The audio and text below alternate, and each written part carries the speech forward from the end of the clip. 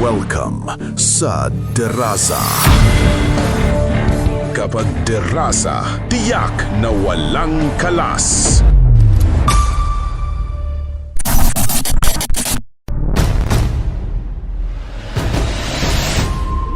Maraming veteranong breeder ang nagsasabi na hindi lahat ng kaalaman ay matututunan sa libro o video. Kapag bata pa lamang ay kasama na sa manukan, natututo siyang kumilala ng magandang tindig at forma ng manok, makapansin ng senyalis ng sakit o kahinaan. Habang tumatagal, nade-develop ang instinct o eye for quality na mahirap makuha sa maikling panahon. Ang mga kalidad na ito ng magaling na magmamanok ay nasa katauhan ng kilalang breeder sa Luzon na si Jap Gagalak. Sa edad na 10 taong gulang noon ay kasama na si Jap sa pag-aalaga ng mga manok ng kanyang ama at mga kapatid. Kaya sa murang edad ay kabisado na niya ang maraming pamamaraan sa pag-aalaga ng mga manok. Ang abilidad na ito ni Jap Gagalak ay mas lalo pang nadagdagan ng kanyang makilala ang sikat na magmamanok sa Estados Unidos na si Richard Bates, na siya namang kilala sa mga manok nitong hatches. Ayon kay Jap, nakilala niya si Richard Bates noong dekada 80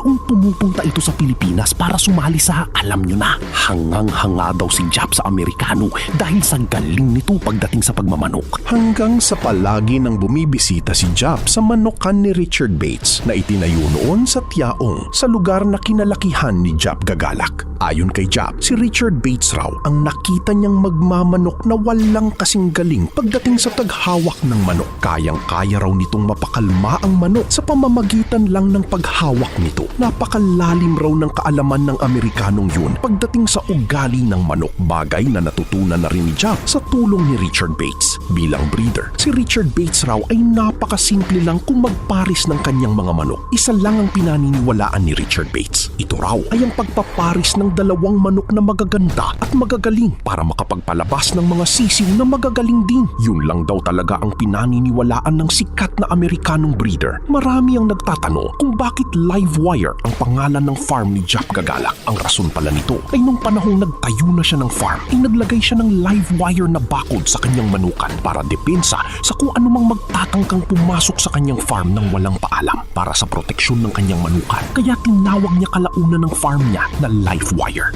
Mapahanggang ngayon ay patuloy pa rin sa breeding si Jap Gagalak sa mga manok na galing pa noon kay Richard Bates, kagaya ng Bates Hatch at Bigtail. Meron din siyang Bates Black at marami pang ibang linyada na mula na rin mismo sa sariling breeding ni Jap Gagalak. Bilang tulong na rin daw sa mga nag-uumpisang magmanok ay nagkaroon din ng mga seminars at klase si Jap sa mga gustong matuto. Libo na rin ang bilang ng mga naging estudyante nito at isa rin ito sa naging fulfillment ni Jap Gagalak sa kanyang buhay, kasama ang kanyang asawa na si Clarissa na katulad niya ay mahilig rin sa pagmamanok. Ang tagumpay ni Jap Gagalak ay dahil sa matinding hilig niya sa pagmamanok na sa batang edad pa lang niya noon ay marami na siyang natutunan at nadagdagan pa sa tulong ng kanyang kaibigan niyang si Richard Bates. Isa na rin si Jap Gagalak sa mga pagmamanok na may mga napatunayan na sa pamamagitan ng kanyang mga resibo. Patunay na ang tamang pag-aalaga at pagsisigurong gamit mo ay ang manok na Derasa ay tiyak na magtatagumpay ka.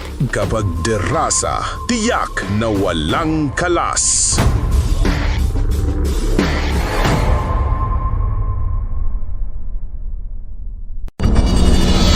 Inyong napanood ang isa na namang edisyon ng ating presentasyon sa channel na Derasa. Para siguradong updated ka sa mga video uploads ng ating channel ay siguraduhin nakasubscribe ka na at naklik ang all sa notification. Hanggang sa muli na naman nating upload dito sa channel na Derasa. Kapag Derasa, tiyak na walang kalas.